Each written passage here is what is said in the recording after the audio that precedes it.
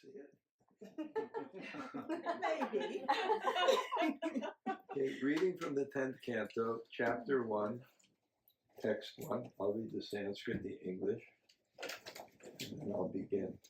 It doesn't have to be responsibly, except for the beginning. Om Namo Bhagavate Vasudevaya. Om Namo Bhagavate Vasudevaya. Om Namo Bhagavate Vasudevaya. Om Namo Bhagavate Vasudevaya. Om Namo Bhagavate Vasudevaya. Om Namo Bhagavate Vasudevaya. Sirajo Vacha Katito Vamshavistaro Bhavata Somba Suryayo Ragyam Chabaya Vamshyanam Charitam Paramadhutam. King Parikshit said, "My dear Lord, you have elaborately described the dynasties of both the moon god and the sun god, with the exalted and wonderful character of their kings. Omagana Timarandasya Chaksuramilitam Yena Tasmai Shri Gurave Namah Sri Chaitanya Manobhishtam Sthapitam Yena Bhutale Swayam Rupa Kadamayam Tati Swapadantikam Vansha Kalpa Turubhyasya Kripa Sindhu Vaevasha Patitanam Pavanebhyo Vaishnavebhyo Namo Namah. Sri Krishna Chaitanya Prabhu Nityananda Shri Advaita Gadadhara Shri Vasadi Gaura Bhaktavrinda.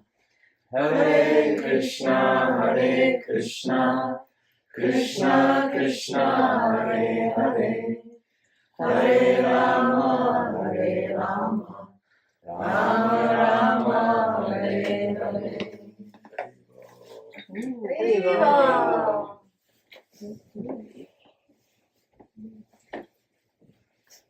So I always start my class now with a strategy. So, usually for many years I celebrated this in Vrindavan. So the whole city is celebrating it. So, and then you fast up until midnight and then, this type of thing. But it's a different culture here. We're probably the only people in New Jersey. There's a few places in New Jersey celebrating this. So it's hard to kind of do that type of austerity. So my strategy is to go as long as everybody is still interested, but not past a couple hours. Something like that. What I plan to do is cover the story of Krishna's birth, interspersed with bhajans and kirtan. And I'll just begin a story that's not related, but related. Everybody in life goes through crisis or tragedy, and I can describe it in hand language.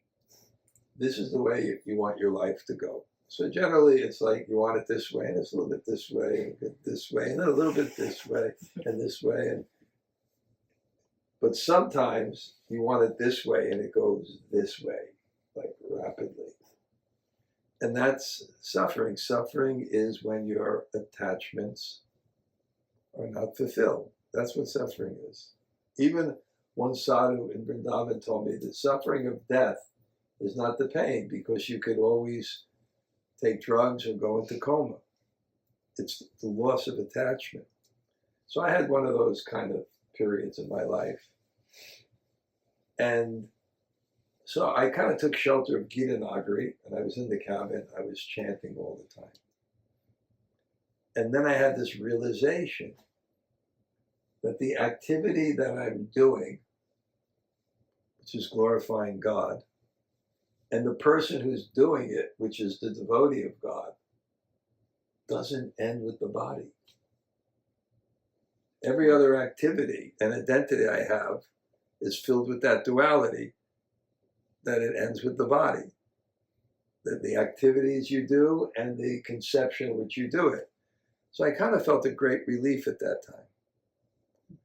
So this is the philosophy of Krishna consciousness, that when you can identify with the soul and absorb in activities of the soul, you become free from fear.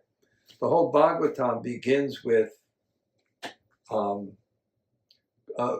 is this not being taped? It is. I'm taping. And Govardhan has a phone over There's there. all these little secret things around.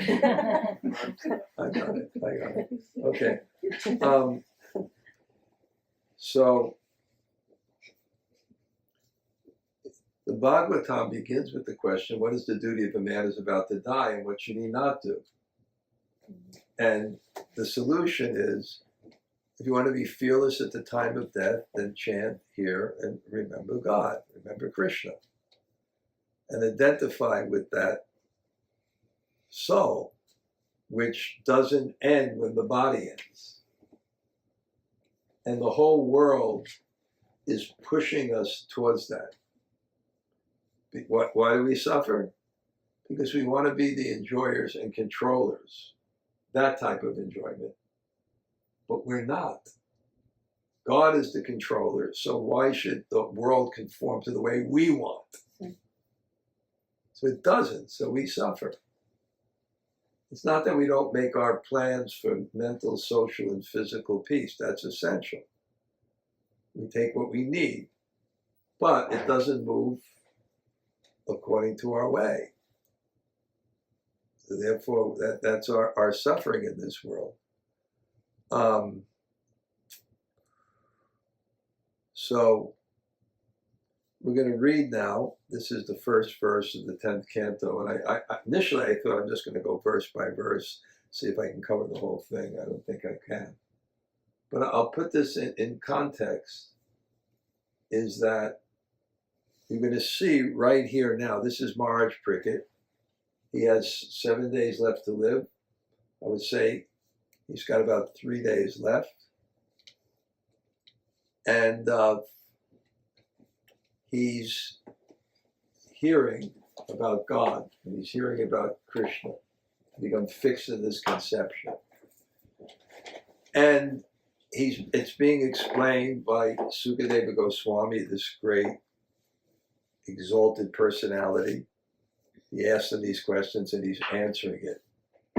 And it's meant to come to this point where you can hear about Krishna without any misconception.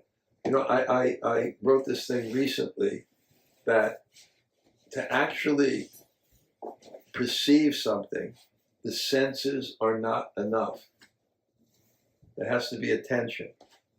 I told that little clip about the gorilla, and there was people, there's a psychological experiment, there were 6 people, they tell, and that's in the experiment, there's 6 people, there's people passing a basketball between them, and they give an experiment and say count the number of times that it's there, so it's like 1, 2, you know, if you kind of divert, you'll lose the thing, it's 1, it's 2, it's 3. And in the middle of it, this guy dressed in a gorilla walks in the front, beats his chest, and walks out. 50% of the people didn't see the gorilla, because perception is based on attention. So I looked this experiment up. So I watched it on YouTube. And of course I saw the gorilla because I knew the gorilla was going to come. I was very proud at the end, and then they had a message. They had a message. Did you see that the color of the curtain changed? So it's based on, perception is based on senses. It's based on attention. It's based on understanding. I give an example. If you take the latest iPhone and you take it to an Aboriginal child, a tribe, will they see a phone? You don't know. So understanding is required, and attitude. right? If you brought one of the political leaders here, then 50% of the people think he's a demon and 50% will think he's a saint. So your attitude depends on perception. And if your perception is of a person, it depends on the person's mercy. Because who we are is only revealed by ourselves, because we're our love. So if you know, you don't have that relationship, right? And there you have your beautiful granddaughter, right? Right? And she sees you as grandma, and you reveal yourself as that, right? Nana, not grandma. Not. Okay. Woo. I know. And you reveal yourself as that. But other people won't know that because you don't choose to reveal that aspect, you know, because it could be really sentimental. So these things, so the Bhagavatam wants you to hear Krishna, wants you to hear about God, not only hear about God, but feel that relationship with God. And it says, if you can do that, then the material problems, everything will be gone. That's the philosophy.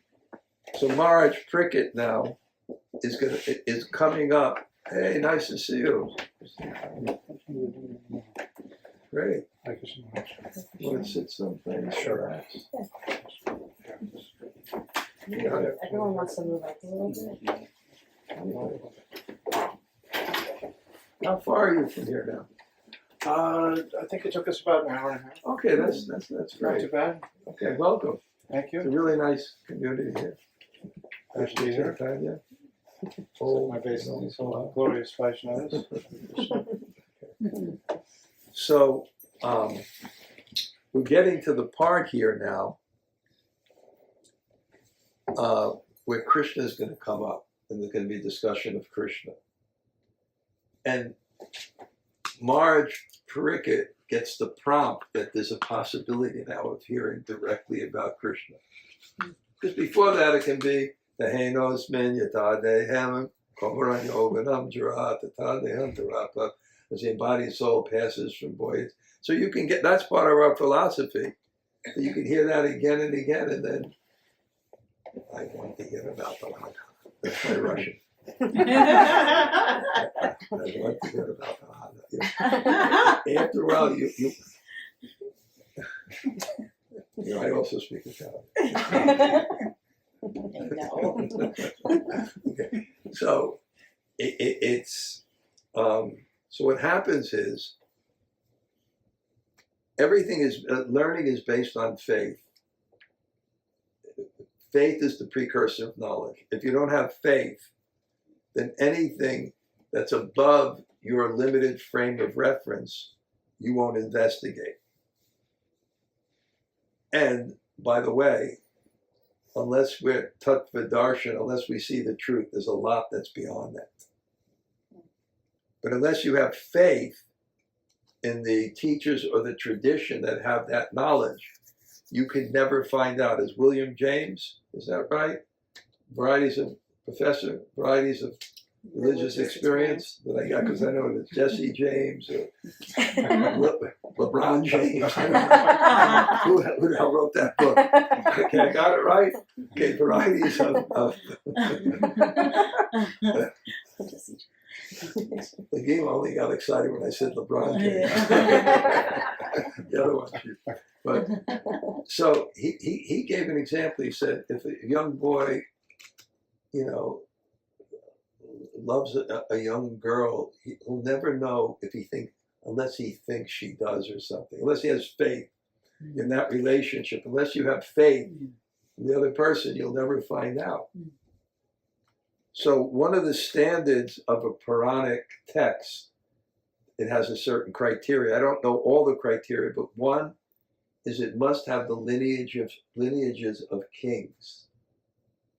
And the reason it must have a lineage of kings is because spiritual texts are meant to help you transform false ego. And what is false ego? It's that desire for control and superiority, rather than the desire for service and love. This is, we know that. Do we like people that just like to control and be superior? That covers our consciousness from God.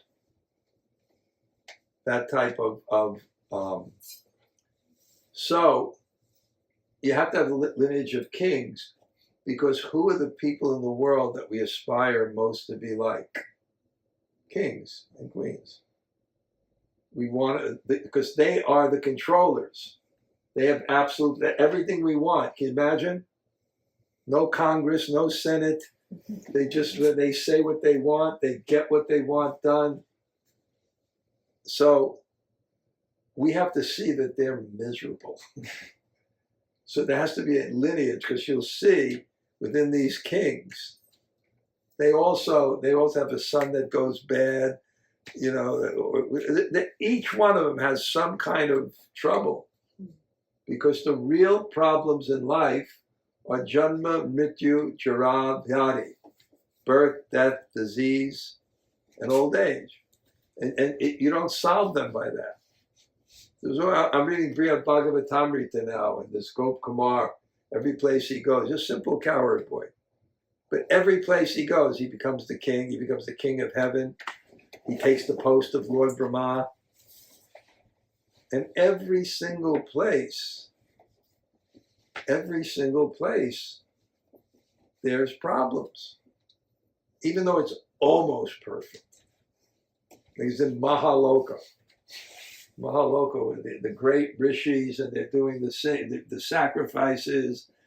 But then, at the end of a day of Lord Brahma, which is 1,000 times 4,300,000 years, there's the devastation, and they get scorched. And then they go to another place. There's always something.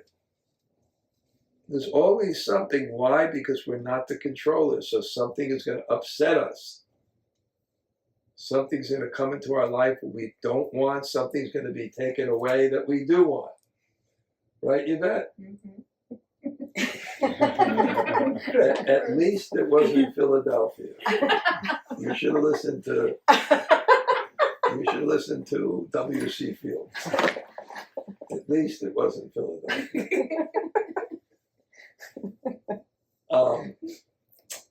So there's the lineage of the kings. So by the time, and it's building up. It's building up to purify your heart, purify your intelligence, so that when you hear Krishna, you hear Radha, you hear the gopis, it won't impact you as something mundane. It won't impact you as something phantasmagorical. You'll have the purity of heart. You'll have the understanding that you'll see the absolute truth, and that you'll feel the absolute truth. So it's listing. You know, it listed the Ramachandra is the ninth canto. That's the Surya Vamsa. Then he gives a summary of the Soma Vamsa, because generally the incarnations, yada hi dharmasya glanir bhavati bharata. Whenever there's a discrepancy in religion, God comes. So usually it's the kings that regulate. So they come in the kingly dynasties, and the kings either from the Surya Vamsa or the Soma Vamsa is the moon, so that they come, and so it mentions the Soma Vamsa, and then it gives a little summary about Krishna. And then Maharaj Prickett becomes very excited. And now he says, okay, I want to hear about this in detail. And then one of the reasons there's two reasons why he wants to hear about this in detail. He wants to hear about this in detail because when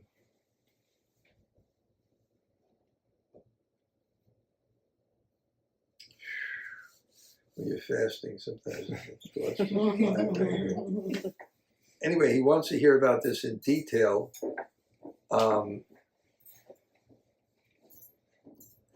Because a teacher, it's like this. Someone who speaks about God 50% is the audience. The audience is like a magnet. And the teachings of God is coming from God. And the teacher is the conduit. The audience pulls it out. And not only pulls it out, even intellectually speaking, you're going to make the effort to teach people who have faith. Because otherwise, they won't be, it's like throwing pearls to a swine. They won't take advantage of it. So there's a certain psychological element to teaching that when the student is very enthusiastic and faithful, then the teacher, the student wants to show the teacher. Wants to show the teacher, I'm actually interested. It's worth teaching me these things. So he's going to show his enthusiasm. And after he shows his enthusiasm, he's also kind of, his enthusiasm is to hear, and his explanation of why he wants to hear is because this is the activity that will come into your heart and give you that desire to be a soul rather than the enjoyer. And the sambandha of the book, and Jiva Goswami says, Vacha Vachaka Sambandha. Sambandha means what reveals the text. Vachaka. Vacha means object. Vachaka means the expression of the object. They're no different. So just the sound vibration gives you such revelation, gives you such meaning, gives you such inspiration. So that's going to kind of be like a little bit of the theme.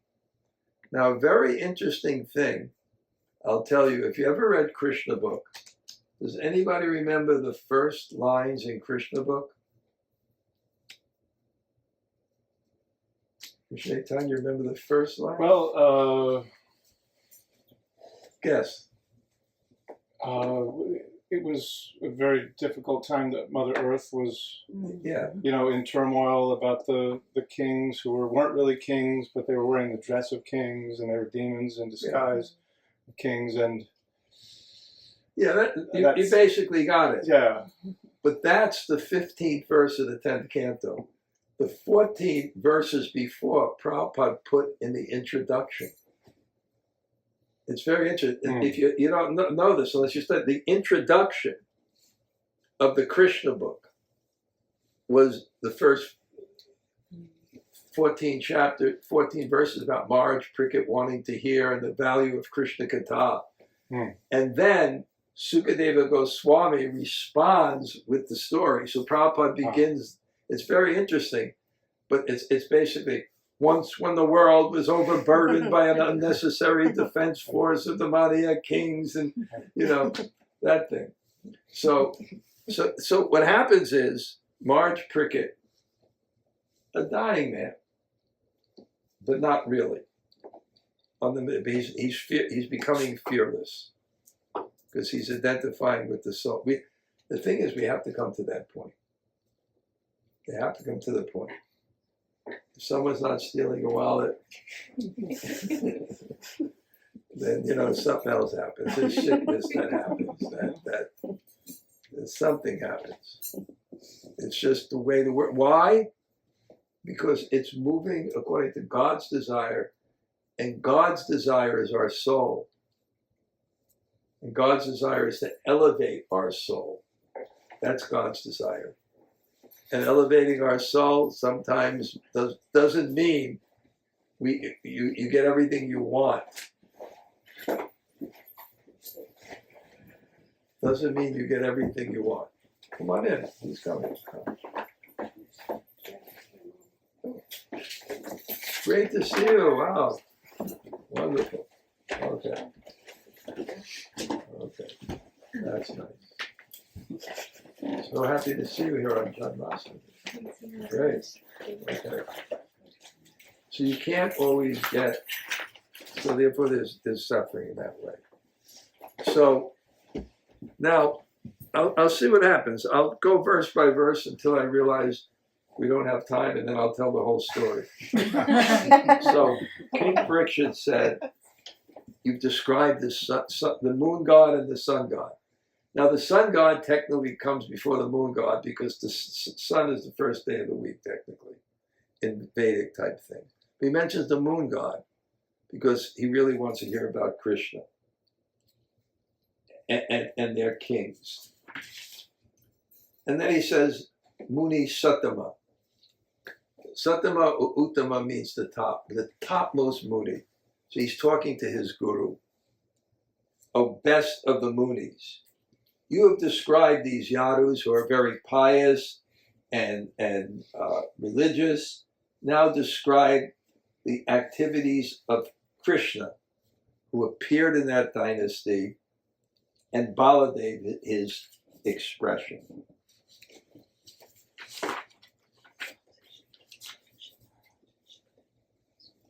And tell me elaborately, I want to hear elaborately, because you just gave it a few verses. I want to hear it elaborately, from the beginning to the end. And you know, and in the purports, I just wanted to read that Prabhupada's always talking about this value of Krishna Katha.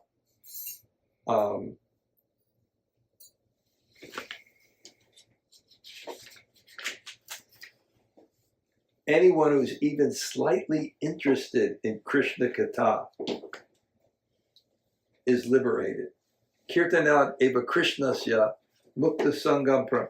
Simply by chanting or repeating Krishna Katha, one is liberated from the contamination of Kali Yuga. This is the mission of Krishna consciousness. Hear about Krishna and thus become liberated. And I'm having like kind of an experience lately. I don't know how it happens, you know, different karma changes, etc. All of a sudden, I'm not just teaching 2 classes a week. On Monday, I teach this Bhagavad Gita, great group. I'm doing different sections of Brihad Bhagavatamrita. There's an incredible group. There's about 100 of them. And they're from this very interesting. This lady read Bhakti Tirtha Swami's book and then started the Institute of Applied Spiritual Technology in Russia. Do you know about this? She never met him. She started it there and she became immensely successful. 6,000 people came through her institute and she's basing it on Bhagavad Gita. And now I'm a spiritual mentor. I teach the teachers once a week, and the audience is incredible.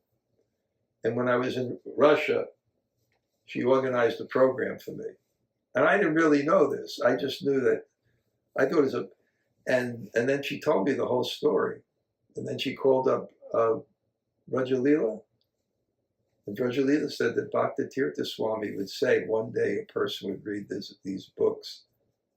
She's amazing. Like that. So I do that Monday. Then Tuesday, I joke about this. I have my Gopi Baba Club from Vrindavan. So now Lal sneaks in there.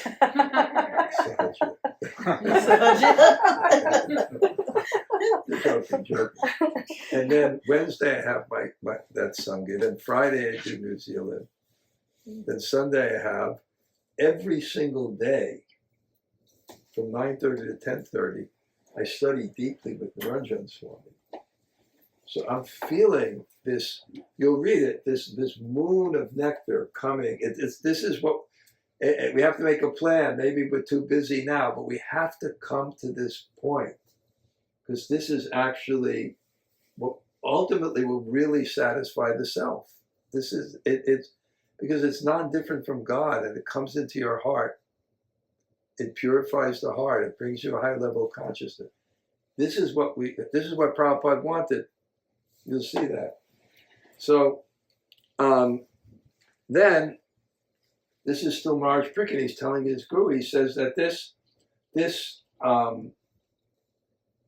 glorification of the Supreme Personality of God, it comes in this disciplic succession, and it's relished by those who nivatatai shir, who are no longer interested in just moving up materially.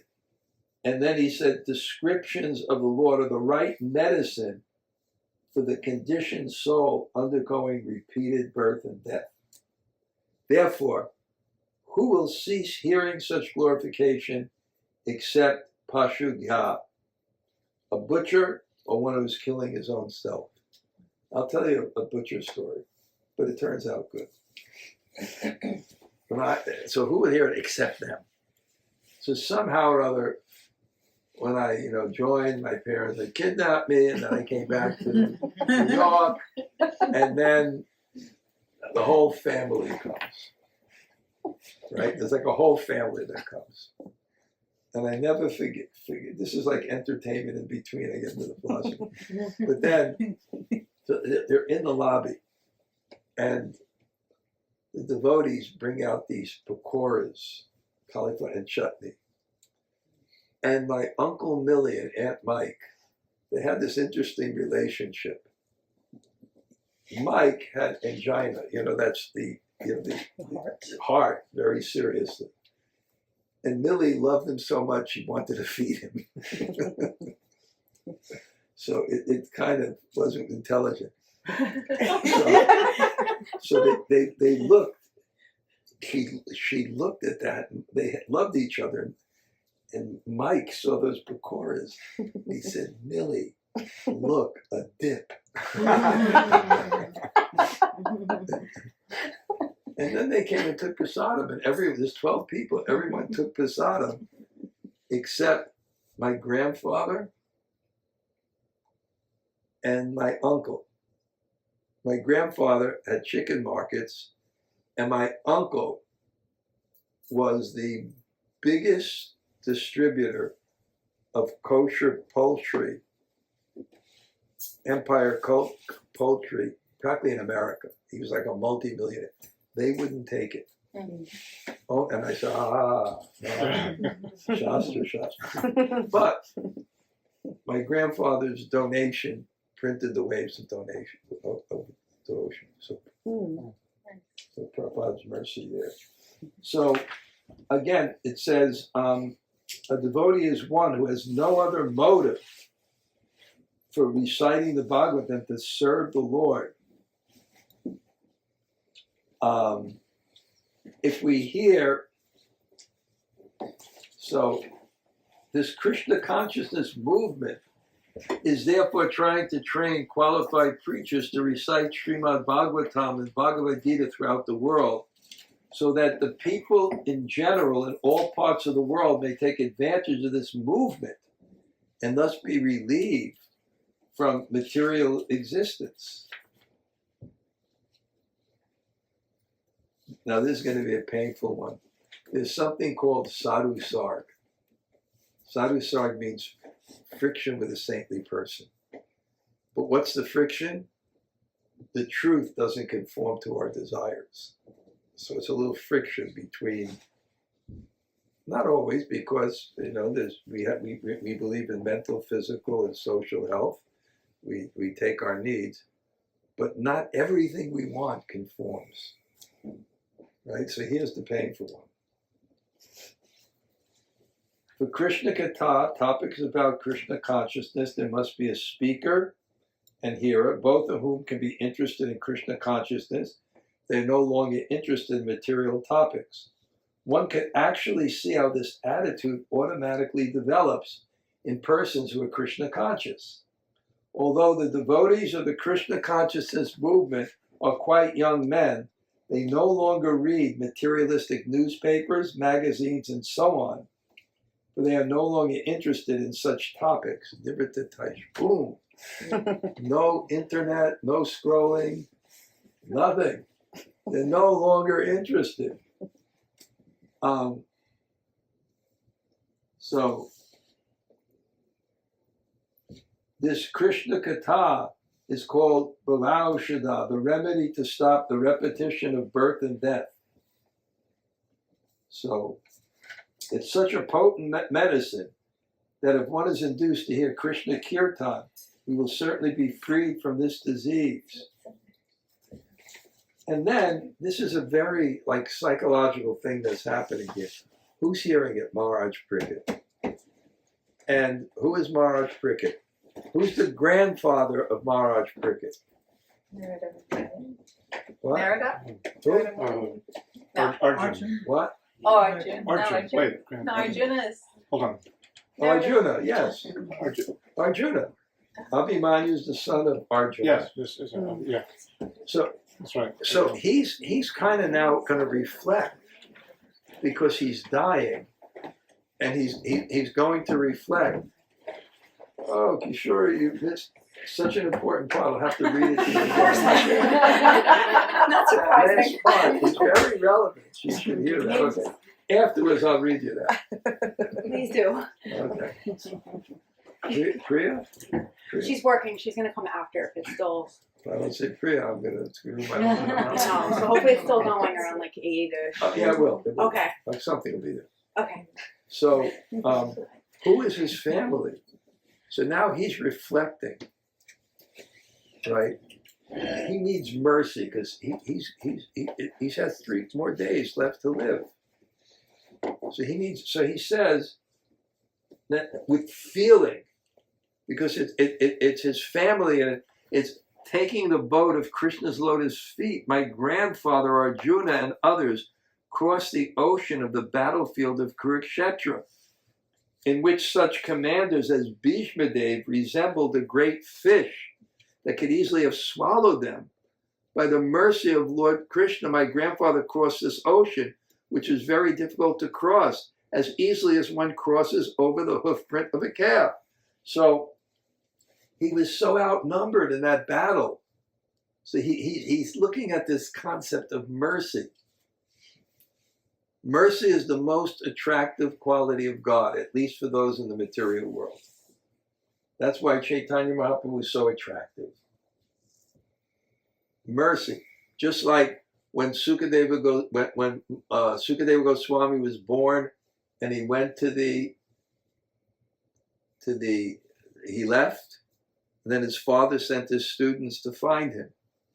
And the students, they study Sanskrit, they're learning the Sanskrit, so they're not going to waste time, so they're revising their verses. Right? And what happened what happened, Gail? Okay. That's just like you want. Okay. So they're revising their verses, but of course they can't stop without saying the famous, he called, my son, my son, my son, my son, my son. The echo of the trees. The trees were in separation from him. My son, my son, my son. Then I could say, I feel myself today the luckiest man. One of the great Bhavik scenes. Of course, your father, of course. He told you all these nonsense things. No, I have to purify you. Okay. And then he thinks, okay, his father, that's his grandfather, his mother. What happened to his mother? He was in the womb of his mother when Ashvatthama tried to abort the thing with this atomic smart bomb directed towards the womb, and Krishna appeared in the womb. So this is his Bab. Lord Sudarshan, and because of my mother surrendered to Lord Krishna, the Lord Sudarshan Chakranhan entered her womb and saved my body, the body of the last remaining descendant of the Kuru and Pandavas, which was almost destroyed. And then he says, and Krishna gave liberation to everyone. Kindly, he's telling his guru, kindly, enlighten me by describing his transcendental activities.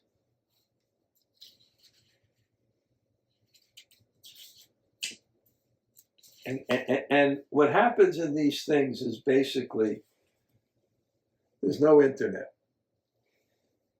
It's all by word of mouth.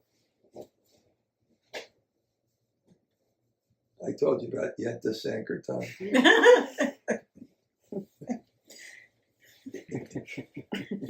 Yenta is a lady that talks like this. So I remember my mother went to India, and she was like so impressed. After kidnapping me, they became so impressed. So then she flew down to this function where her brother's wife's sister was married to the person who owned the Fontainebleau Hotel. Right? And then my mother went down there, and my son, he went to India. He said, my son is in India. Then she tells me he wants to meet me. So that's what happens. They're just hearing like this. What you hear, what happened. So they don't know everything. So, but they heard something. So now he wants details. So he says, my dear Sukadev, you have already explained that Sankarsana belongs to the second quadruple, appeared as the son of Baladev. If Baladev was not transferred from one body, how is it possible? He was first in the womb of Devaki and then in the womb of Rohini. Tell me, how did this happen? And then, why did Krishna leave the house of his father, Vasudeva, and go to Nanda in Vrindavan? How did this happen? And he lived both in Vrindavan and Mathura. What did he do there? And why did he kill his uncle? Why did he kill his uncle, Kamsa? That seems weird. And he said, how many wives did he marry? How many years in Dwarka? Oh, great sage who knows everything, please describe in detail all of which I inquired and that which I have not, because Shradadhanaya, I have faith and I'm eager to hear. This is the qualification. You're eager to hear, you want to hear, and then you become enlightened. This is the Prabhupada's qualification.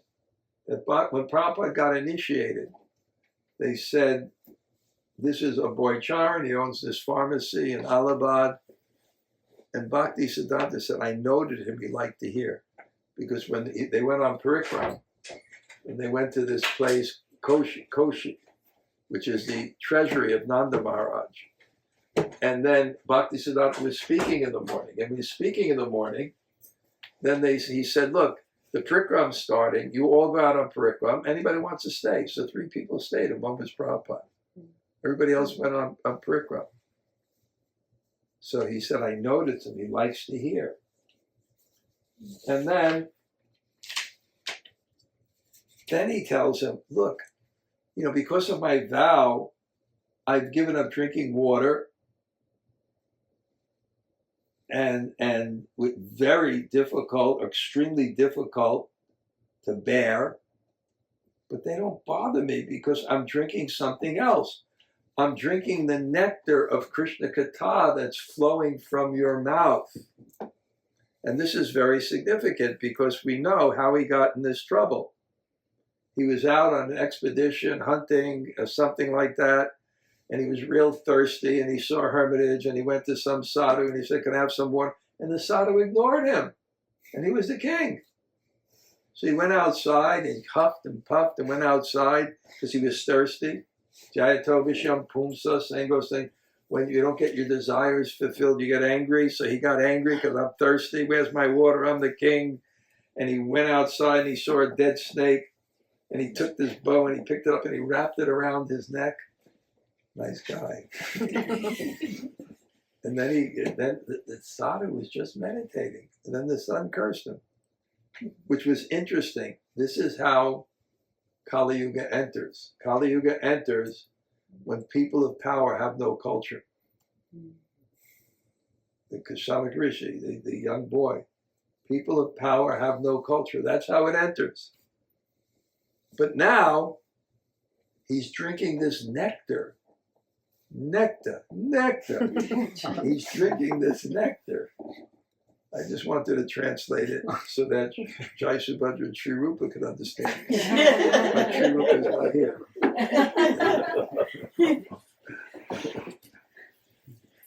So, drinking nectar,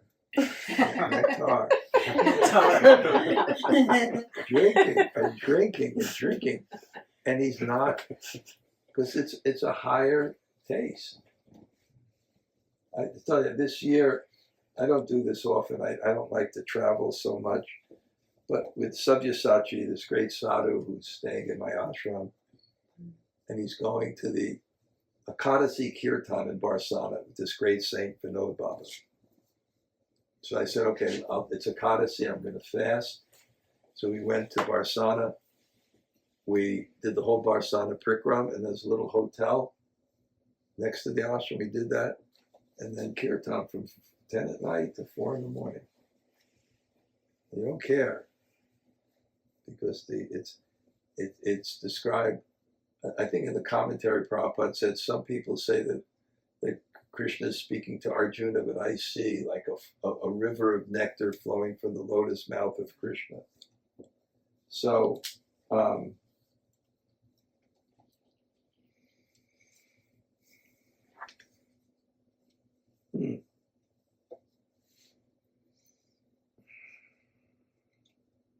to stop the repetition of birth and death, Krishna Katha or Krishna consciousness is absolutely necessary.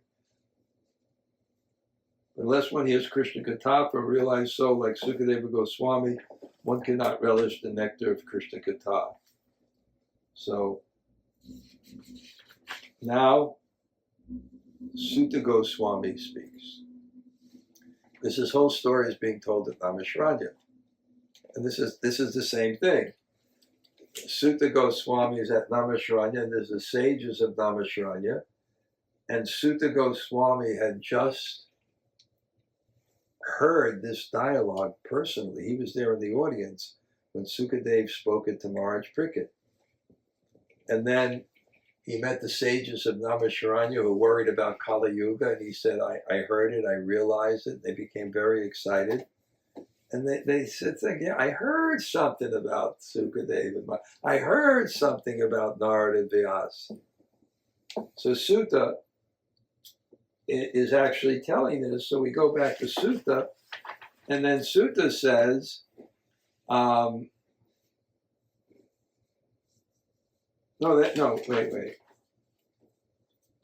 Excuse me. Yeah, Sutta says,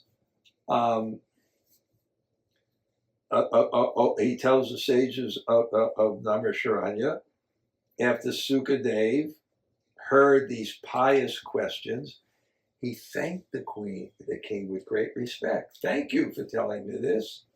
And then he began to discourse on topics concerning Krishna, which are the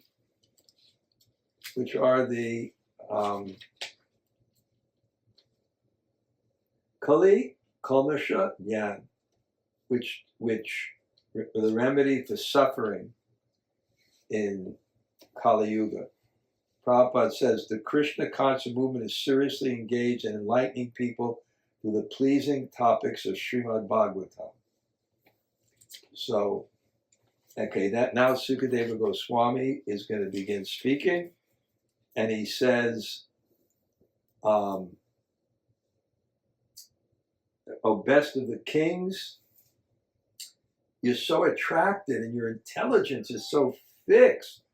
This is the real goal. This is so sublime. So he's so excited about this disciple, and he says, just as the Ganges purifies the upper and the middle and the lower, it purifies everything.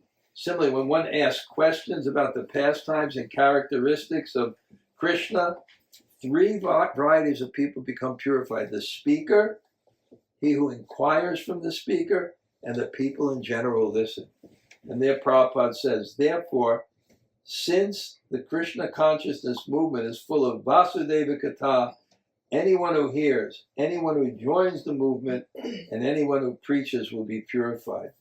Now, this is when the story begins. Okay, now we'll have a bhajan. Where are the bhajan sheets? You want to do the monorosticum? Yes. Okay. Where is it? Okay, let's hand them out. Someone help with that quickly. Well, yeah.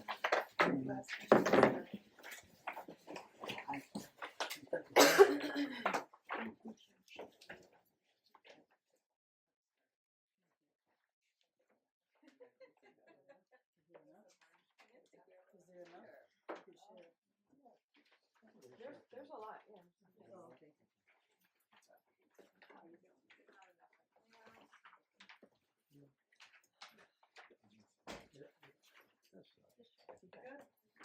So it's gonna be call and response. I'll do 2 lines at a time. Excuse me. So.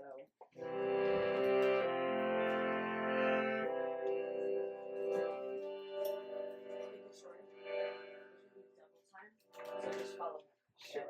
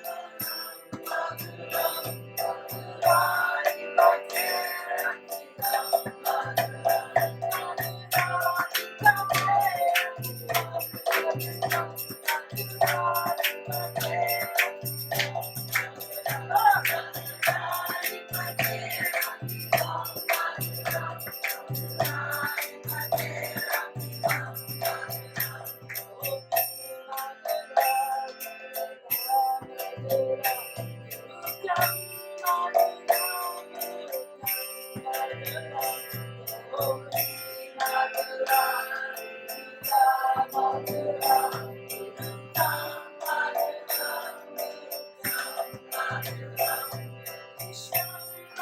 nice.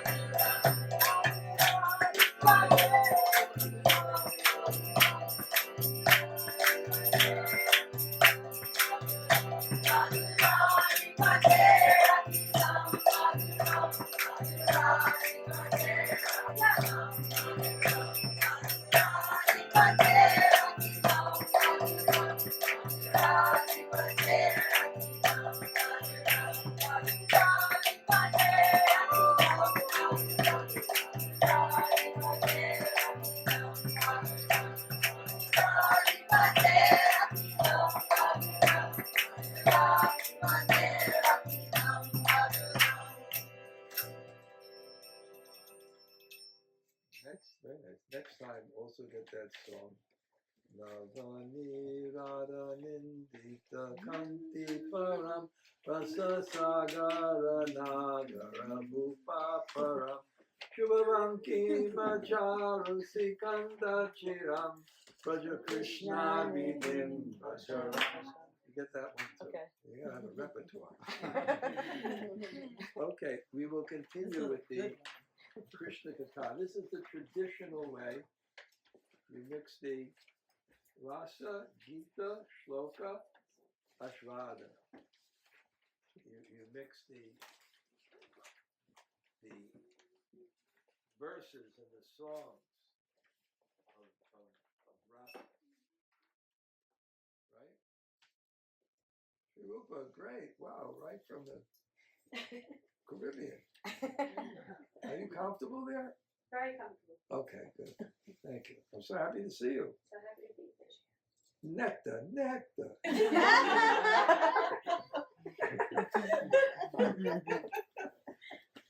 You have to mix a little. So, thereafter, having heard the distress of Mother Earth, Lord Brahma with Mother Earth, Lord Shiva, and all the other demigods approached the shore of the ocean of milk. Very interesting point here. Because he just asked Lord Brahma, but they brought everybody. And the commentators say that all the greatest acharyas established that if we want God's mercy, we must go to his home. We must go to the temple. This is that group petition is more powerful than individual petition. We're petitioning God, and God is the path of grace. When we get together, it's much more powerful. It's as important for a family to worship together like this. And then they reach the ocean, and the demigods, they worship Lord Vishnu. And they chanted different Vedic mantras. And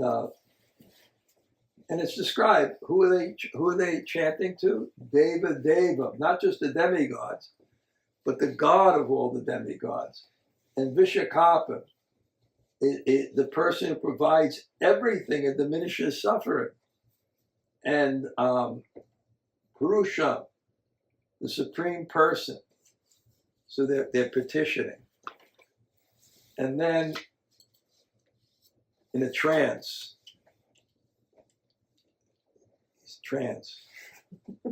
Lord Brahma heard the words. Because what does trance actually mean? Altering the consciousness means this is our consciousness now, right? All thoughts, ambitions, desires, fears, and altering the consciousness, bringing it like this, to sattva. Whichever way, that's what altering the consciousness, and that's trance. And when that happens, when the senses are controlled, the super soul is reached. God is always speaking, but you can hear God. It's just like that thing with the gorilla, right? You didn't see it because you weren't attentive. So it's like that. Krishna is coming right before our consciousness, but we're not attentive, so we don't hear and we don't see. When someone like Lord Brahma, and then how does he hear it? Transcendental system, not see, but he hears. It's like calling someone on the phone. It's real, it's the other person. So he hears it in trance. He could hear it through the heart. And he gets this message. And the message is, and he tells the demigods, he already knew about this. He knew that Dara Zwara, there was fever or distress on the earth. He knew it. And so he's going to come, and all of you should appear in this dynasty of the Yadus. You should all take birth there. It's described in the Chaitanya Bhagavat when Lord Chaitanya came. So many people took birth all over the world. And you know when I realized this, Nadiva, I went to, I went to Nigeria? Yes, I went there. And I saw these people were so intelligent. I spent a lot of time with these people. I said, my God. There's one guy, Omkar, and we went on a 14-hour taxi ride. I don't know how this is going, and is it going to end? It's like going into, we bought this place, Kaduna, in the north. I was visiting all the cities. And this guy was just completely just reading, attached to Prabhupada. I said, this guy's like a perfect Brahmin. They're being born all over the world. For Prabhupada's movement, they're being born all over the world. So here he asked the demigods to come. And then Prabhupada again says that when such disturbances are very prominent, Krishna appears. At the present also, various demoniac states all over the world are increasing their military power in many ways, and the whole situation has become distressful. Therefore, Krishna has appeared by his name in the Hare Krishna movement, which will certainly diminish the burden of the world. The transcendental sound, Hare Krishna, is not different from the person Krishna. When I hear this, I just remember these old pictures of the beautiful American boys and girls doing kirtan on the street. Now we'd like, man, I don't know if I can do that. Would it look cool? But that young fervor, Tripurari Swami, one of the great preachers, he said, we may have been crazy, but we were fired up. So that, and I remember Ram Roy giving the holy name. I don't always like the presentation. Sometimes it's a little bit more, but he's given the holy name. And how much, because to get the effect of the Krishna, the deity, you have to come to the deity, but the holy name comes to you. So imagine he's doing every day for like 10, 15 years. But we used to have these parties going through, and it created so much piety, and it does have an effect. In fact, they were so prominent in New York one time that the mayor of New York, Mayor Koch, he was a character. Yeah. His thing was, how I'm doing, how I'm doing. So he had one thing, you know, it was like an advertisement, and someone's going to jump off the Empire State Building, and the mayor comes and says, don't jump, we have Broadway. I'm jumping, and they said, don't jump, we have the Yankees. I'm jumping, don't jump. He said, we have the Hare Krishna. So it really made an impact. It really made an impact. So maybe next year in New Jersey, we'll all go out on Harinam. You with me?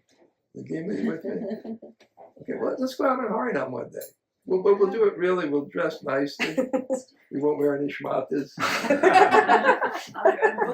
You're coming? Go to the boardwalk. Krishna, hi, you'll join us? Go to the mall. What? At the mall. Yeah, next year, this is great. You'll come, we'll arrange a Harinam, we'll do it very nicely, right? Hand out cookies. What? We can hand out cookies. Yeah, this is great. Oh, this is gonna be We can so go to Asbury Park Boardwalk. Yeah. Yes. I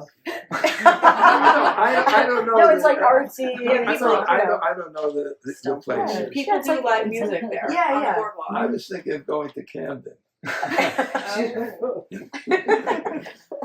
Let's do it. The waterfront. Okay, Shirupa, you with us? Absolutely. Okay, Metro Mantra Sunday.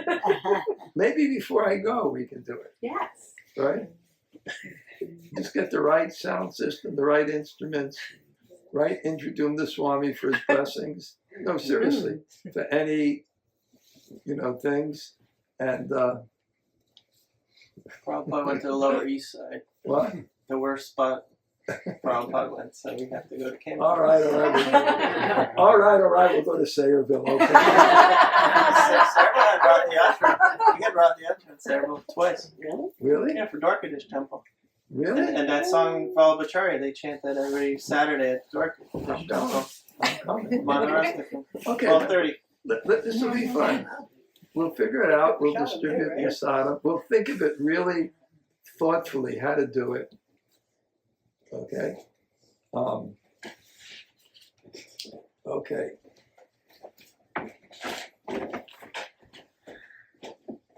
So he'll appear as the son of Vasudeva, and all the demigods' wife will appear, tat priyartam, the mood of pleasing him. And then Balaram will appear, just to please Krishna, and Yogamaya will appear, and this is how Krishna appears. How does he appear? Jiva Tattva, Lord Brahma, Guru,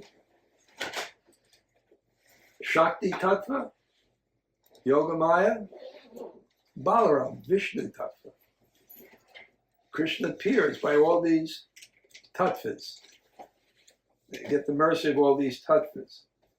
And Sukadeva Goswami said, after thus advising the demigods and pacifying the earth, the very powerful Lord Brahma returned to his own abode. Ashvasya, after pacifying.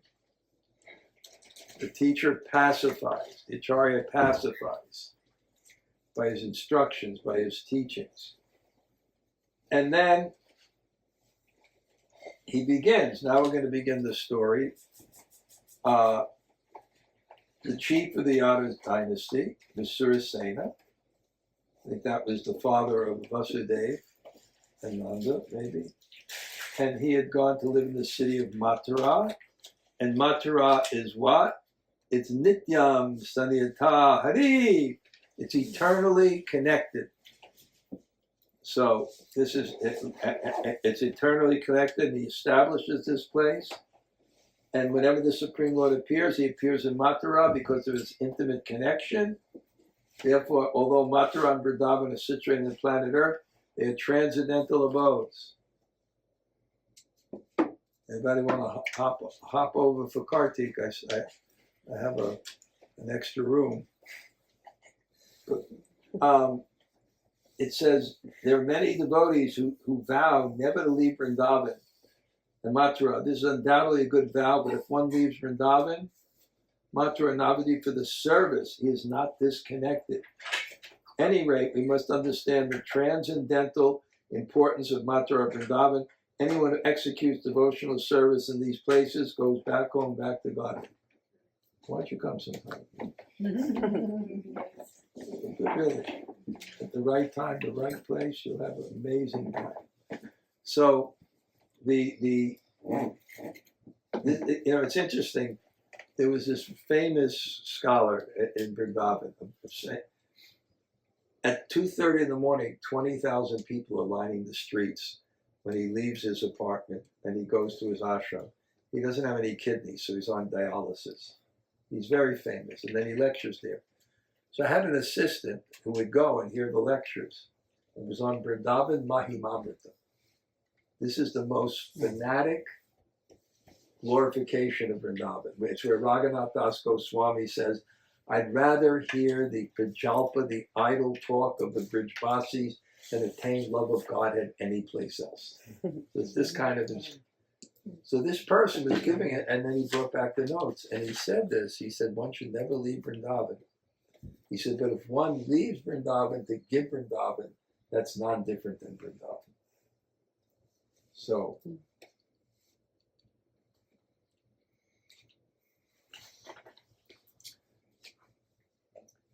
okay, now we're going to get to the story.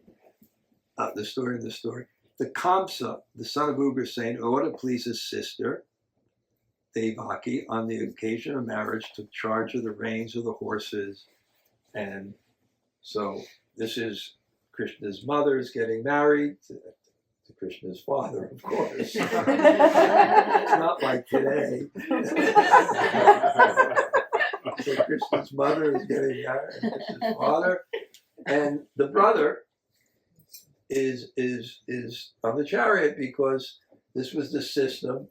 When the girl gets married, she goes to the husband's house, and at that time the father gives his inheritance, and it's called the dowry. So if there were 4 children and a daughter got married, 1/4 of the father's wealth would go, and then there would be, even today in India, you can't believe the marriages. One shopwala, it's very interesting. He was printing my books, and he wanted me to go to the wedding, and I don't go to weddings. But I said, okay, if you get my book printed on time, I'll go to the wedding. He spent $250,000 on the wedding. You go to the wedding, it is a street now in Mathura, it's like lush. They have hotels and big things, and then there's 50 different preparations. And you know me, I come on time. So no one was at the wedding yet. I was so happy. So I took a picture of myself at the wedding, and I left. and then I sent it to him. And I was like so happy I don't have to go to the damn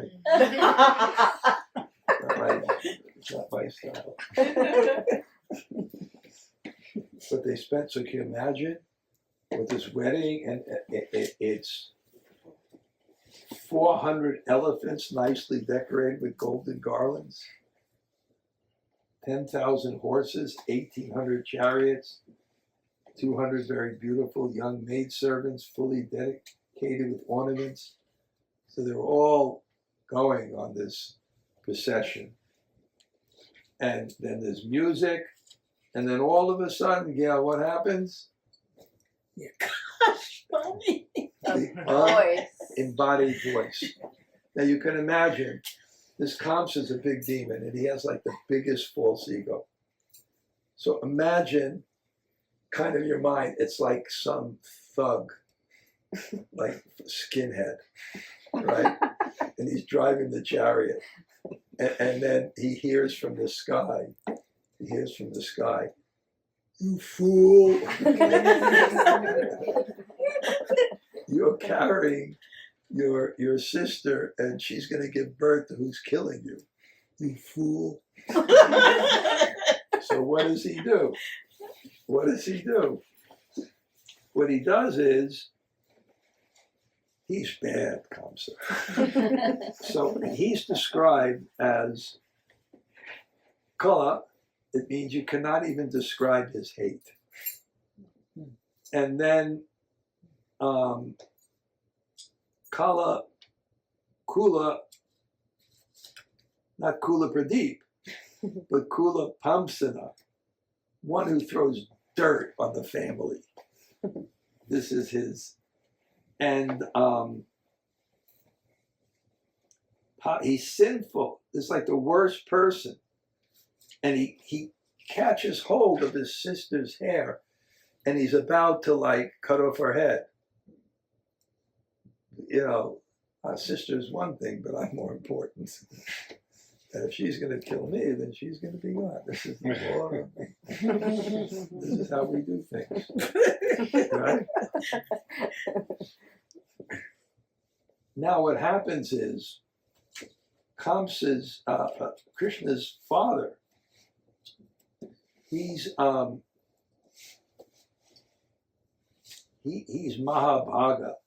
He's such a great person.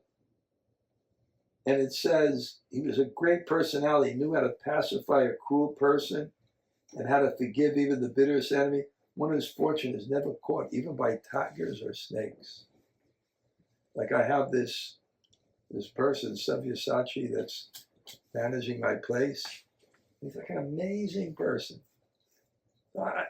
So somehow I was in Puri, and somehow there was a cobra by the front gate.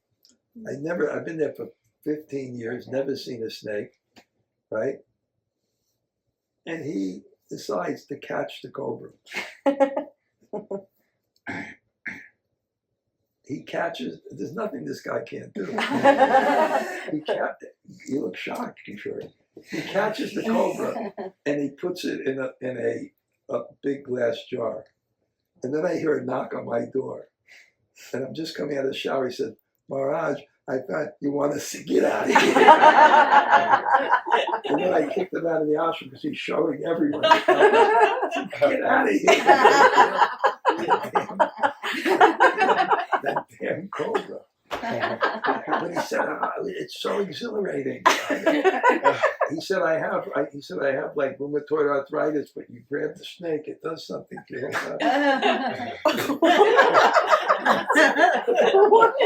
One who is fortunate is never caught even by tigers or snakes.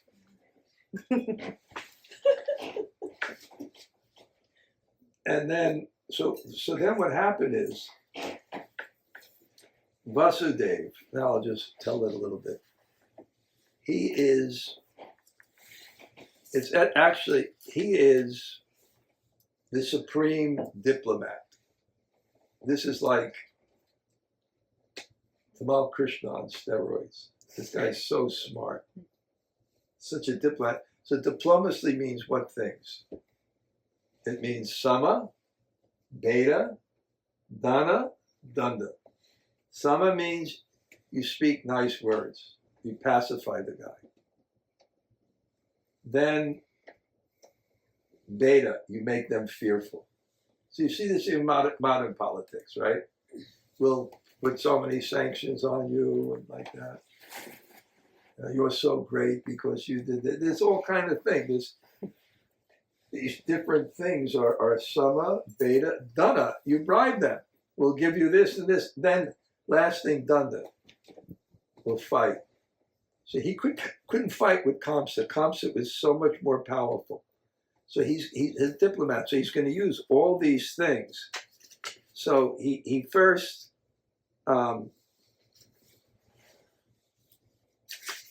he says, my brother. First, he tries to pacify him. He spoke to him the following words.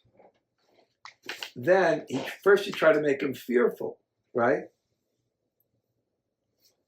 Basically, how can you be so low to kill a woman who's your sister on the date of her marriage?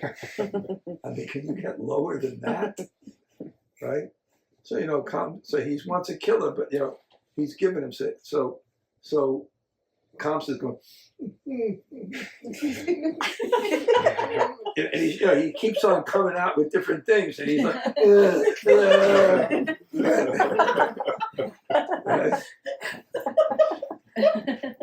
Kamsa had tattoos all over his arm.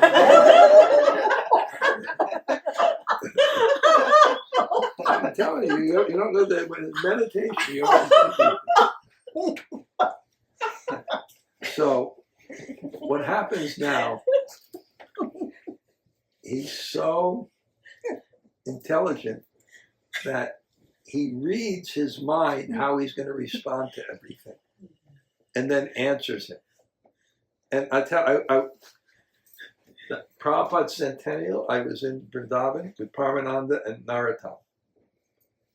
And I was doing this Krishna Katha here. And as I was doing it, before I gave class, I'd run up and I had a godbrother named Radha Govinda. And this guy's the top Bhagavatam scholar. And I'd ask him, give me this verse. And then he would tell me what's called the Upakrama. So Kamsa would say, how can you kill? He's saying, so he reads his mind. I'm fearing death, so I want to kill her. So then Vasudeva says, one who takes birth is sure to die, for death is born with the body. One may die today or 100 years, but death is certain for everyone. Well, you're fearing death, well, you're going to die anyway. So then Kamsa will say, I understand I'm going to die, but there's no life after death. So then he says, well, when the present body turns to dust, to ashes, then the proprietor of the body receives another body. So then he gives like this. And then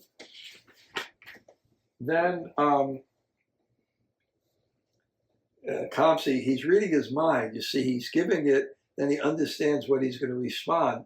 So he thinks he's going to say, well, how can I perceive this is true? How can I know this is true? And he says, well, having experienced a situation by seeing or hearing about it, one contemplates and speculates about that situation. One surrenders it, not considering his present body. Similarly, by mental adjustment, one dreams at night of living different circumstances, different bodies, and forget. Under this same process, one gives up the body and accepts another. And then, he's not, it's like kind of like, like, I've seen this, by the way. This happened to me once too. I got jumped in New York and we were trying to pacify the guy. I have some vision of this. I did have some vision of this. But he said, okay, well, why obtain a particular body? And then he describes the time of death, and it goes on. Okay, I understand. We give up body, but this king's body is good. And then he keeps on, giving different arguments like this, goes back and forth, and then he just tells him, look, you're going to ruin your reputation, man. You're going to ruin your reputation. And the reputation is the greatest commodity. You move by your reputation in this world. And how is reputation developed? Character, hard work, over a long period of time. And in the modern age, you know what people do to get reputation? They try to cheat the system. It's called virtue signaling. They find someone who they think is not up to their standard, and then they lead the charge against the person. No hard work, no character, no reputation for a long time. And you know which kind of people do that? The sociopath, the narcissist, and the Machiavellians. Those are the people on the internet leading the virtue signaling to dump on people. Because they don't want to do the hard work. They don't want to develop their character over a long period of time. So he says, as your younger sister He goes on, your younger sister, this poor girl, is like your daughter. She deserves to be affectionately maintained. You are merciful. Therefore, you should not kill her. Indeed, she deserves your affection. And then Sukadev is describing this. He says, oh, best of the Kurus, Kamsa was fiercely cruel and was actually a follower of the Rakshasas. Therefore, he could not be pacified nor terrified by the good instruction, neither Sama, neither Beta. He did not care either this life or the next. He just couldn't stop him. That happened to me too. I don't know. My friend did. My friend, I know he was trained, he said, don't apologize. Because I was trying to sum apart. Right? My friend said, don't apologize. Then my friend had keys. Then bang, hit him, and we ran away. They chased us, and that's when I got hit by the 2x4. Oh man. And I decided, let me join the Hare Krishna. Okay. It's like that, actually.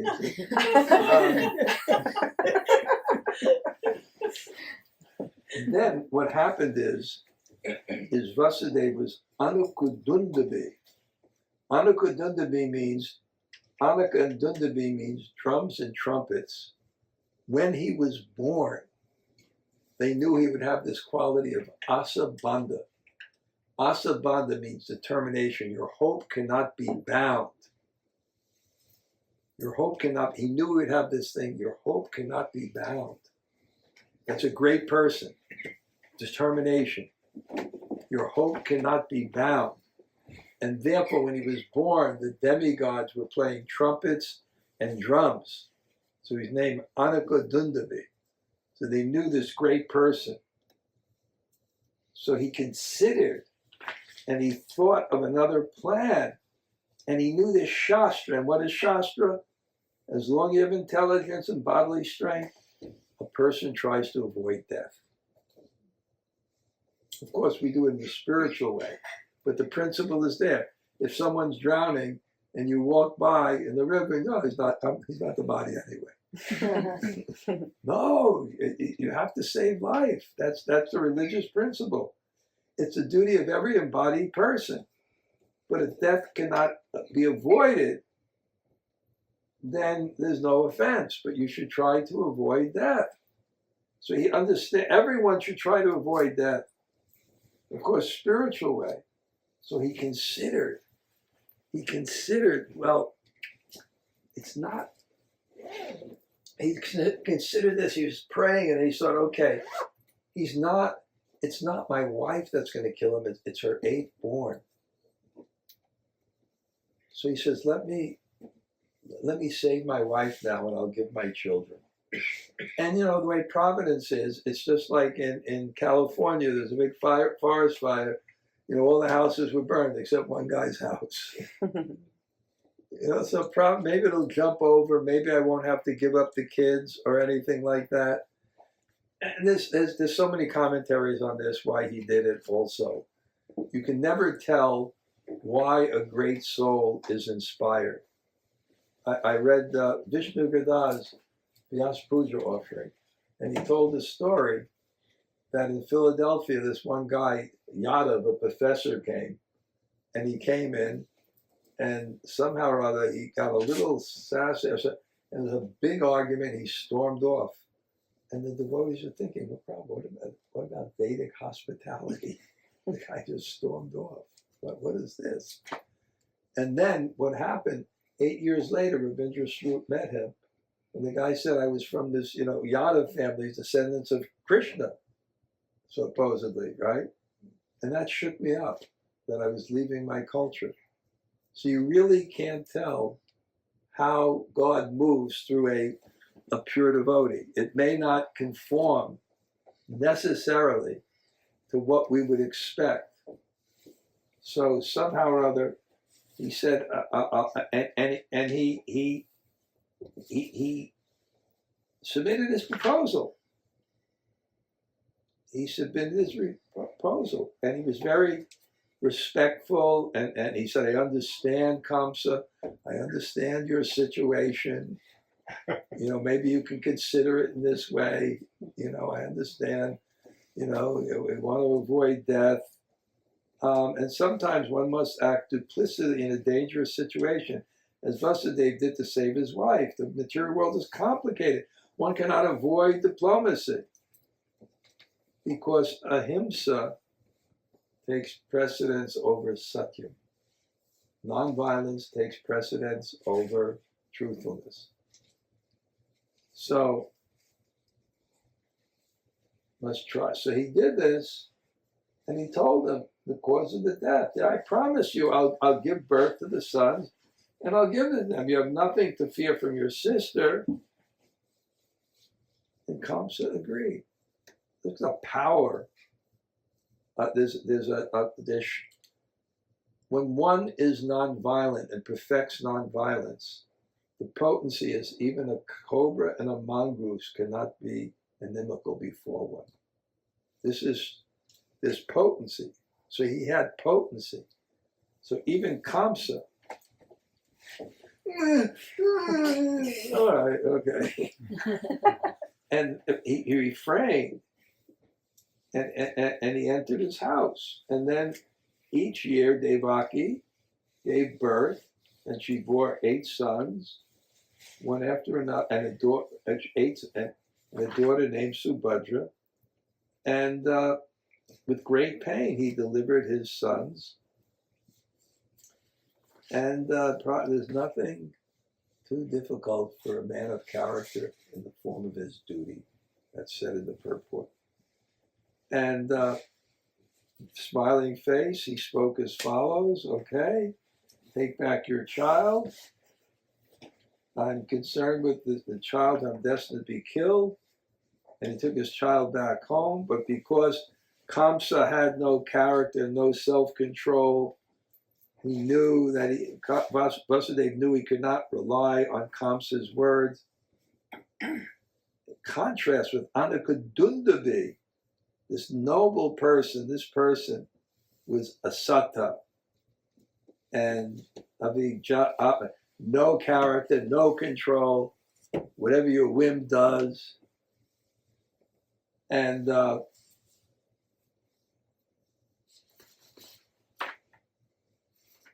okay, and we'll do a bhajan, and then I'll just, because we're doing really great, I'll do a bhajan, and then I'll tell the birth story. But I will sing, this is my favorite bhajan. Please hand them out. This is a bhajan about the birth of Krishna. And this is sung.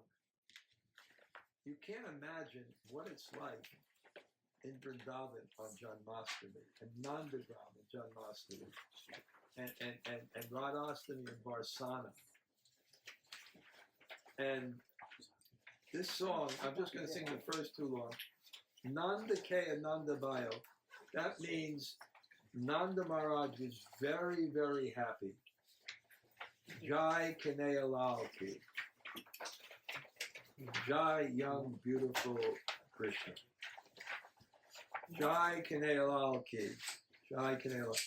Hati Dia, he gave horses, he gave elephants. Gora Dia, he gave horses. Or Dia Palaki, and he gave palanquins. Nanda Maharaj was very happy. This is actually a type of ras called Dhanurdhara. It's an indirect ras. Indirect ras means it's a primary relationship with Krishna, but it's expressed through something else, like chivalry, that it seems almost like it's something in itself, but it's only the parental ras is when you have a sign. Remember, my younger brother was born. My father had to get a box of cigars. Yeah, they used to do this. They hand out the cigars. Have a cigar. I had a son, and that's like it's charity, but it's fatherly love. So Nanda Kaya Nanda Bayo Jai Kanaya Lal Ki. Nanda Kaya Nanda Bayo Jai Kanaya Lal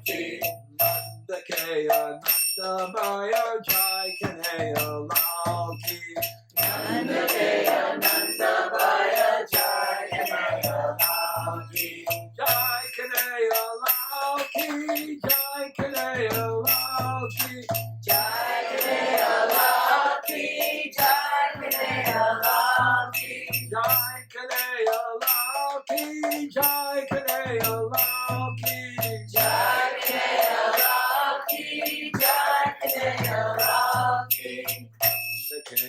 Nanda Bayo Jai Kanaya Lal ki, Nanda Kaya Nanda Bayo Jai Kanaya Lal ki. Bhakti Diya Gora Diya Or Diya Kalaki, Bhakti Dina Dora Dina Dina Lal ki. Bhakti Diya Gora Diya Or Diya Kalaki, Bhakti Dina Dora Dina Dina Lal ki.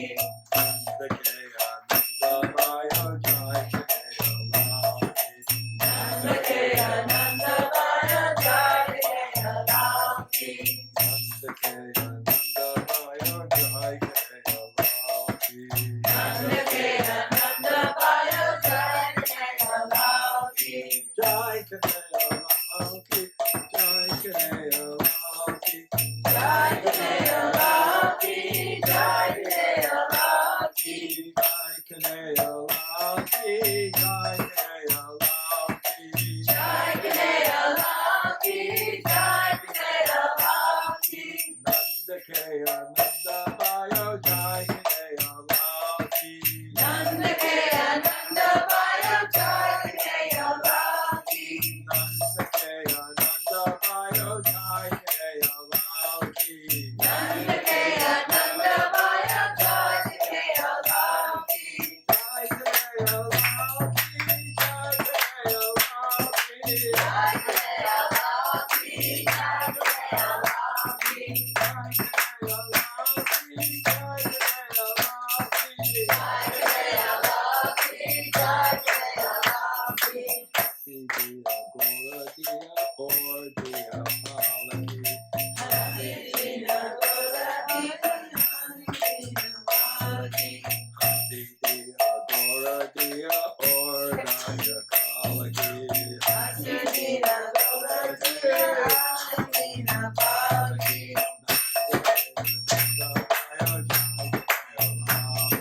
Nanda Kaya Nanda Bayo Jai Kanaya Lal ki. Nanda Kaya Nanda Bayo Jai Kanaya Lal ki. Sense of strategy, I shall finish the story with Krishna's birth and see what happens Excuse me, now. Maharaj, is this in Bridge Pass? Or Probably, I'm not sure. Probably, I can ask. But it probably is because there's certain national anthems. This is one of the national anthems on Krishna's birth. okay. Another national anthem is Muninda Vinda Vandate Triloka Shoka Harani Pasana Vanka Panka Jaina Kabubalasani Vrajendra Banu Nandani Vrajendra Suna Sangate Kadakarisya Srihamam Kadakarisya. That's another popular one. There's a few songs. Now Nanda Maharaj comes. Okay.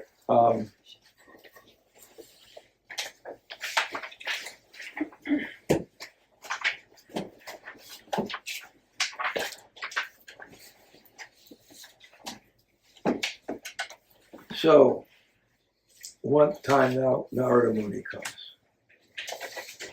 And he informs Kamsa of how the demoniac persons were a great burden on the earth and were going to be killed. And then Kamsa became really fearful. And again, this is a higher inspiration for Leela or pastime. It doesn't seem, why would you stir him up to kill someone? You're Narada Muni, you're a saintly person. But it has some kind of plan. And it gets adjusted because who are the six who are the 6 sons of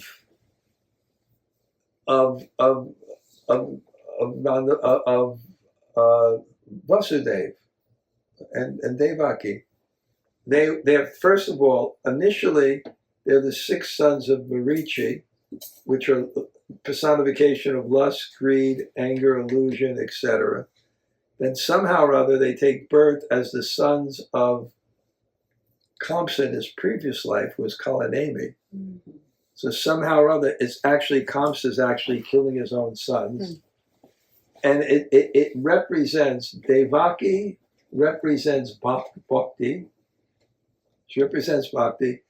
And the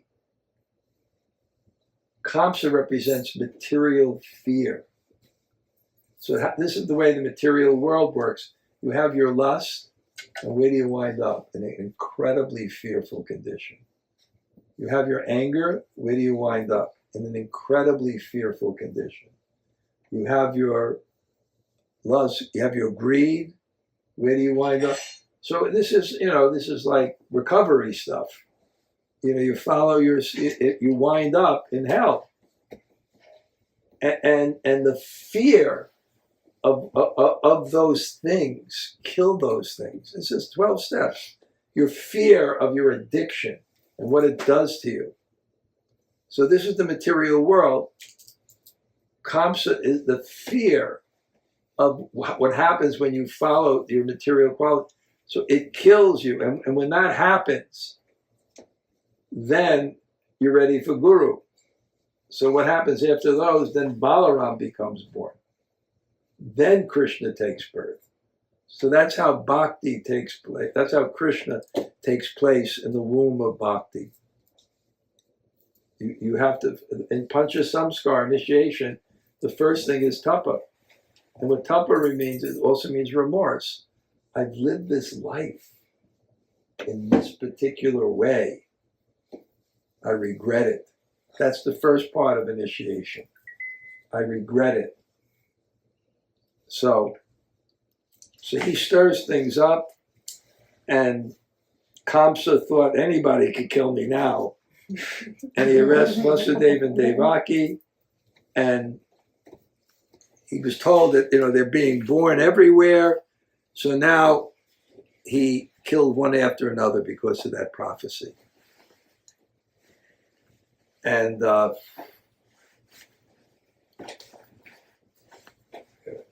always more comfortable with this. Okay, we'll go fast now because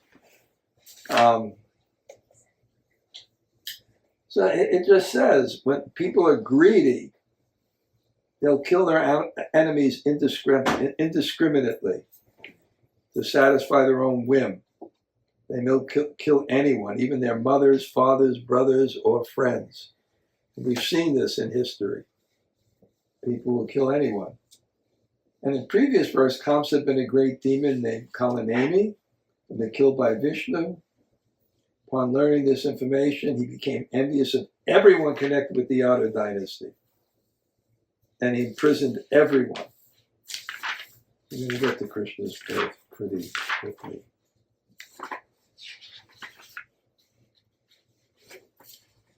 And then, it describes how Kamsa persecuted everyone. And then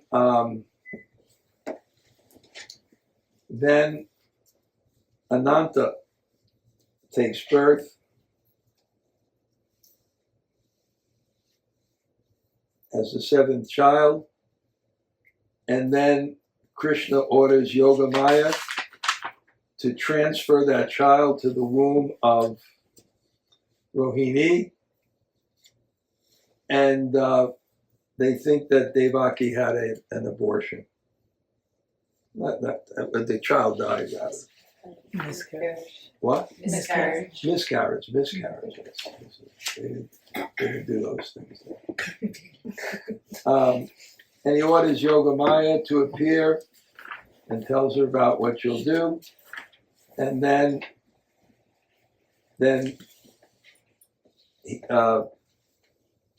Yogamaya agrees to it, and she attracts the child of Devaki and transfers it to Rohini's womb. And then they think that Devaki had a miscarriage. And then Krishna, through the mind of Vasudeva, enters into the mind of Devaki. Not an ordinary thing. And Vasudeva, the consciousness you need, I could say I probably couldn't go for more than another 15 minutes, even if I wanted to. Because you start in energy and you're fasting. So the consciousness that you need to get Krishna in your heart is called Vishuddha Sattvam Vasudeva Shabdikam. Vishuddha Sattvam, pure consciousness. It's called Vasudeva. So Vasudeva's pure consciousness, and now Devaki has Krishna in her womb, and transferred, and now we'll just describe the birth of Krishna, and then we'll have the Abhishek. Okay? Just take a minute. You can stay. Right after we'll finish, we'll take a little break. So, the birth of Lord Krishna. Okay. Good, we're going to finish now because I'm finished. I'm being honest. So there, we'll read, okay? We'll just read for Krishna's birth, okay? Thereafter, at the auspicious time for the appearance of the Lord, the entire universe was surcharged with all the qualities of goodness, beauty, and peace. The constellation Rohini appeared, as did stars like Ashwini. The sun, the moon, and the other stars and planets were very peaceful. All directions appeared extremely pleasing, and the beautiful stars twinkled in the cloudless sky. Decorated with towns, villages, mines, and pasturing grounds, the earth seemed all auspicious. The rivers flowed with clear water, and the lakes and vast reservoirs, full of lilies and lotuses, were extraordinarily beautiful, and the tree and green plants, full of flowers and leaves, pleasing to the eyes. Birds like cuckoos and swarms of bees began chanting with sweet voices for the sake of the demigods. A pure breeze began to blow, pleasing the sense of touch and bearing the aroma of flowers. And when the Brahmins engaged in ritualistic ceremonies ignited their fires, according to the Vedic principles, the fires burned steadily, undisturbed by the breeze. Thus, when the birthless Lord Vishnu, the Supreme Personality of Godhead, was about to appear, the saints and Brahmins, who had always been disturbed by demons like Kamsa and his men, felt peace within the core of their hearts, and kettle drums simultaneously vibrated from the upper planetary system. The Kinnaras and Gandharvas began to sing auspicious songs. The Siddhas and Charanas offered auspicious prayers, and the Vidyadharis, along with the Apsaras, began to dance in jubilation. The demigods in great saintly person showered flowers in a joyous mood, and clouds gathered in the sky and very mildly thundered, making sounds like those of the ocean waves. Then, the Supreme Personality of Godhead, Vishnu, who was situated in the core of everyone's heart, appeared from the heart of Devaki in the dens of darkness, like the full moon rising on the eastern horizon, because Devaki was of the same category as Sri Krishna. Vasudeva then saw the newborn child, who had very wonderful lotus-like eyes, and who bore in his 4 hands the 4 weapons, Shankha, Chakra, Gada, and Padma. On his chest was the mark of Srivats, on his neck was the brilliant Kaustubha gem. Dressed in yellow, his body blackish like a dense cloud, his scattered hair fully grown, and his helmet and earrings sparkling uncommonly, the valuable gem Vidurya. The child, decorated with brilliant belts, anklets, bangles, and other ornaments, appeared very wonderful. When Vasudeva saw his extraordinary son, his eyes were struck with wonder, In transcendental jubilation, he mentally collected 10,000 cows and distributed them among the Brahmins as a transcendental festival. Omarj Prickett, descendant of King Bharata, Vasudeva could understand that this child was the Supreme Personality of God in Narayan. Having concluded this without a doubt, he became fearless, bowing down with folded hands and concentrating his attention. He began to offer prayers to the child, illuminated his birthplace by his natural influence, and then he shifts the child to Nanda. Nanda in Vrindavan, and to Mother Yasoda, and she just gave birth to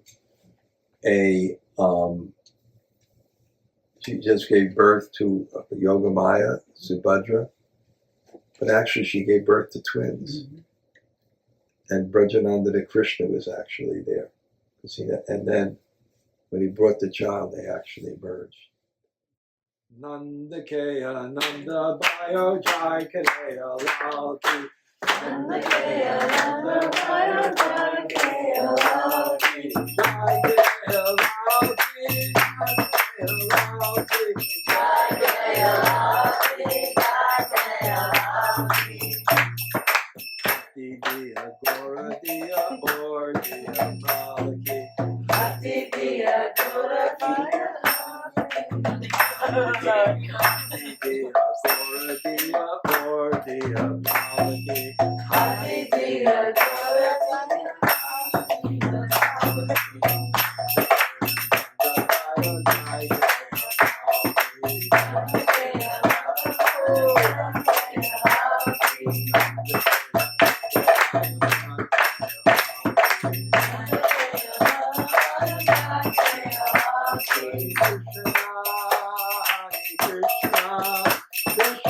Krishna, Hare Hare, Hare Rama, Hare Rama, Rama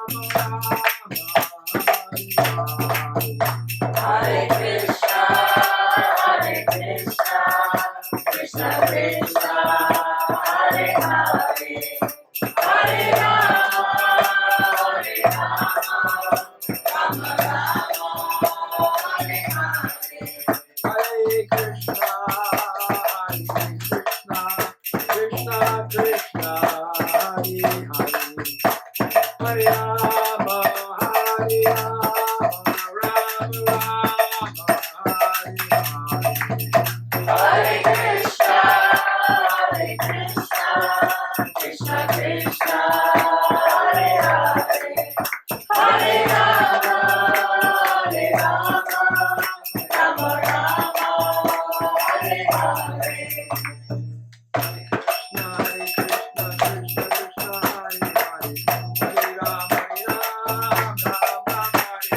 Hare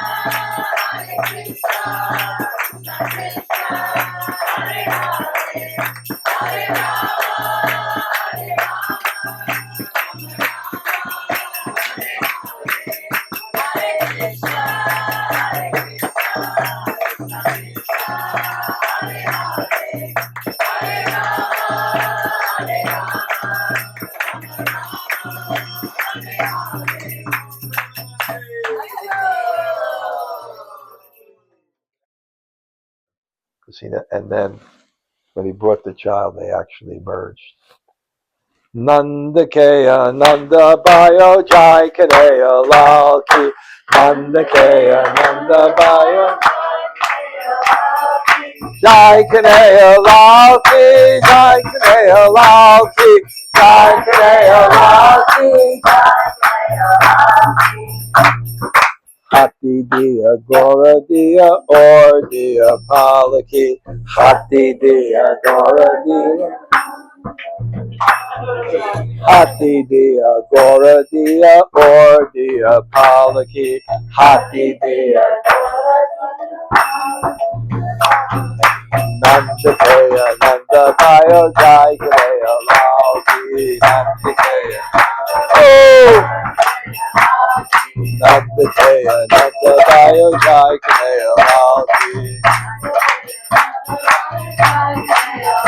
Hare Krishna, Hare Krishna, Krishna Krishna, Hare Hare, Hare Rama, Hare Rama, Rama Rama, Hare Hare, Hare Krishna, Hare Krishna, Krishna Krishna, Hare Hare, Hare Rama, Hare Rama, Rama Rama, Hare Hare. Hare Krishna, Hare Krishna, Krishna Krishna, Hare Hare, Hare Rama, Hare Rama, Rama Rama, Hare Hare, Hare Krishna, Hare Krishna, Krishna Krishna, Hare Hare, Hare Rama, Hare Rama, Rama Rama, Hare Hare. Hare Krishna, Krishna Krishna, Hare Hare, Hare Ram, Ram Ram, Hare Hare. Hare Krishna, Krishna Krishna, Hare Hare, Hare Ram, Ram Hare Hare. Hare Krishna, Krishna Krishna, Hare Hare, Hare Ram, Ram Hare Hare. Hare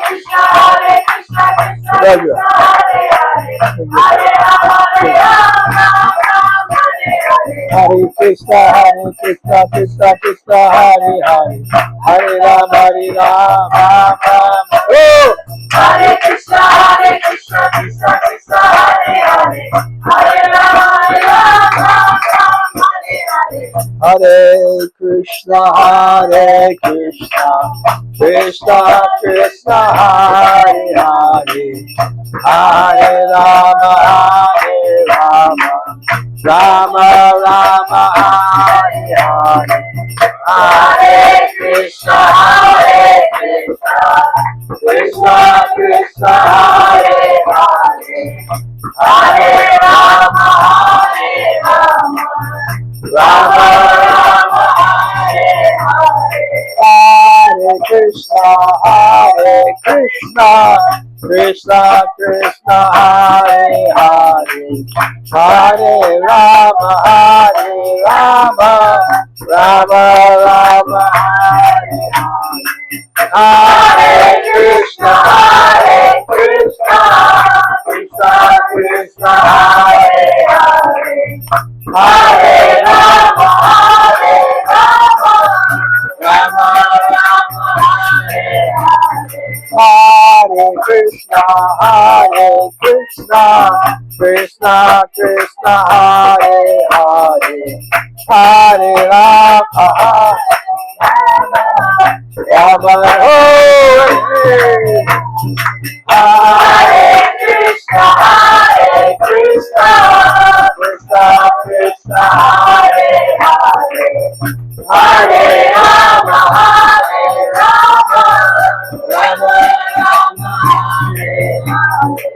Krishna, Krishna Krishna, Hare Hare, Hare Rama, Hare Hare Krishna, Krishna Krishna, Hare Hare, Hare Rama,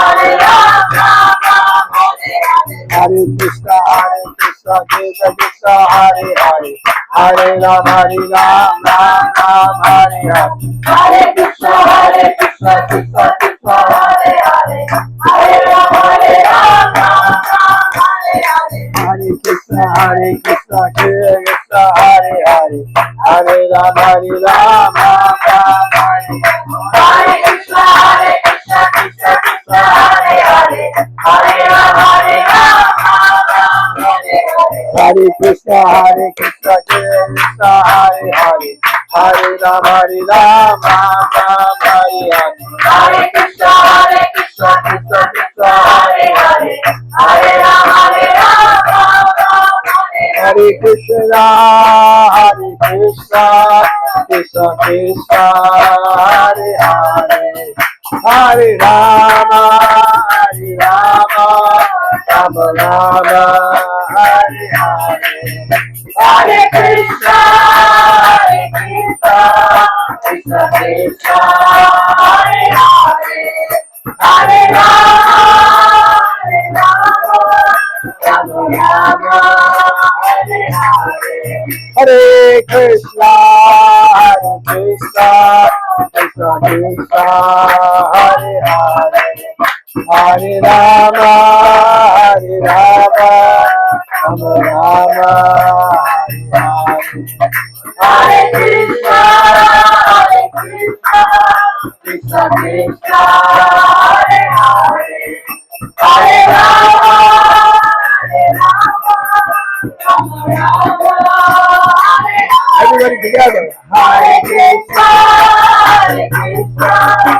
Krishna Krishna, Hare Hare, Hare Rama, again, everyone. Hare Krishna, Krishna Krishna, Hare Hare, Hare Rama, one more time, everyone. Hare Krishna, Krishna Krishna, Hare Hare, Hare Rama,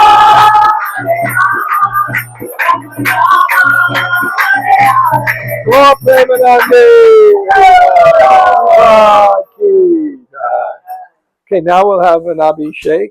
Okay, so I guess.